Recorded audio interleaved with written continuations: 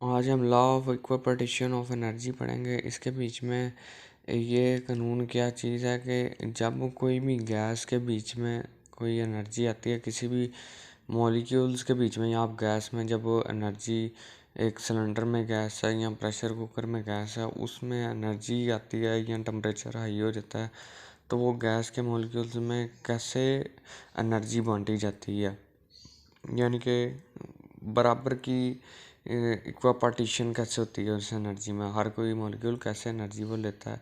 इसके बीच में है कि इसकी डेफिनेशन क्या है। इसकी डेफिनेशन ये है कि किसी भी ऐसी गैस जिसका मॉलिक्यूल मोनोटॉमिक है, मिसाल के तौर पे नोबल गैसेस, हीलियम हो गई और नियॉन वगैरह, ये जितनी भी नोबल गैसेस हैं ये मोनोटॉमिक है। अगर इनको आप इनमें अगर एनर्जी की बात करो तो इनके बीच में अगर इनका एक मोल है एनर्जी का, अगर एक मॉलिक्यूल्स का एक मोल है और उसमें आप एनर्जी डालते हो तो वो मतलब कि उसमें इस रेशो इस 3/2 RT के मतलब के एक मोल में ना इतनी को गैसेस आप मतलब के जाएगी अगर किसी भी उसका टेम्परेचर उसमें बढ़ा हो। मिसाल के तौर पे ये कनेटिक एनर्जी है।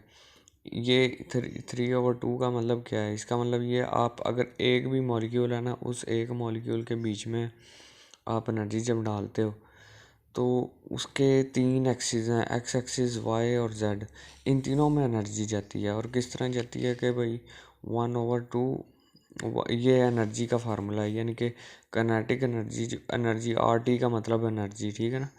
RT का मतलब एनर्जी होती है और 1/2 मतलब कि इसका कर लो तो वो एनर्जी होती है जो हमने पीछे पढ़ा था RT की वैल्यू वगैरह के बारे में। तो ये जो काइनेटिक एनर्जी है, इन तीनों जब एक मॉलिक्यूल में डाली तो उसके 3 एक्सिस में एनर्जी बांटी गई। एक एक्स एक्सिस में यानी कि इस तरह, और एक मॉलिक्यूल के इस तरह, एक वाई एक्सिस में यानी कि ऊपर से नीचे, और एक है जेड एक्सिस में आगे से पीछे। तो ये मॉलिक्यूल में 5 एक्सिस में एनर्जी जाती है। आपने काइनेटिक एनर्जी का फार्मूला तो आपको पता होगा 1/2 mv²। तो अगर मैं इस RT और 1/2 की जगह पे अगर मैं ये लगा दूँ तो बात तो फिर वही है कि देखो, ये काइनेटिक एनर्जी की जगह पे मैंने ये इसके भी 3 एक्सिस बनाए हैं। एक एक्सिस है आपके पास है यू से मुराद जो एक्स एक्सिस पे वेलोसिटी इसकी लगी है, यू वेलोसिटी है, वी भी वेलोसिटी है और डब्ल्यू भी वेलोसिटी है। एम मोलर मास है, इसका भी मोलर मास है और इसका भी मॉलिक्यूलर मास है, सॉरी। तो यहाँ पे एक्स एक्सिस पे कितनी वेलोसिटी है इस मॉलिक्यूल की और इस पे कितनी है, वाई जेड पे कितनी है। तो ये सारे अब वेलोसिटीज़ आपको पता लग गई हैं। तो इन 4 जगहों पे क्या इसकी वेलोसिटी है, ये इसका काइनेटिक एनर्जी का जो है ना, अगर आपने मोलर मास और वेलोसिटी से कंपेयर करना हो तो ये है। दूसरा ये है कि इसका आप देखें कि अगर मैंने एक सिंगल मॉलिक्यूल के बारे में बात करनी है, सिंगल मॉलिक्यूल के बारे में बात करनी है,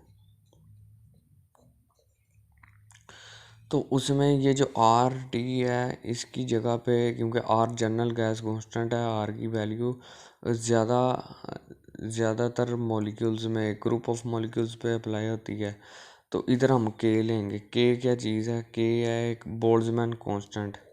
K K बोल्ट्जमैन कांस्टेंट है और इसकी जो वैल्यू है वो ये है कि असल में क्या है कि क्या चीज़ है, बोल्ट्जमैन ने जो बनाया ये इसकी वैल्यू। और इसकी मतलब क्या है कि आप अगर किसी भी मॉलिक्यूल्स में, गैस के मॉलिक्यूल में एनर्जी डालते हो तो उसकी जो एवरेज हर एक मॉलिक्यूल को एनर्जी मिलेगी ना, एक सिंगल मॉलिक्यूल को, तो वो सिंगल मॉलिक्यूल को जो एनर्जी मिलेगी वो है कि इतनी, मतलब कि ये वो बताता है बोल्ट्जमैन कांस्टेंट।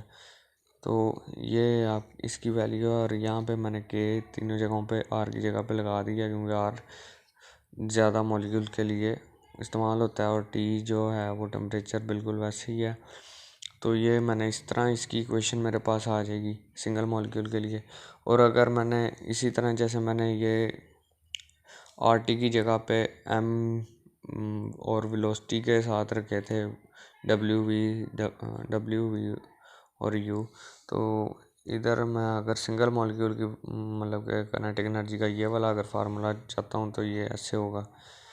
ये छोटा एम से मुराद सिंगल मॉलिक्यूल और यू भी और डब्ल्यू से इसका सिंगल मॉलिक्यूल ये है।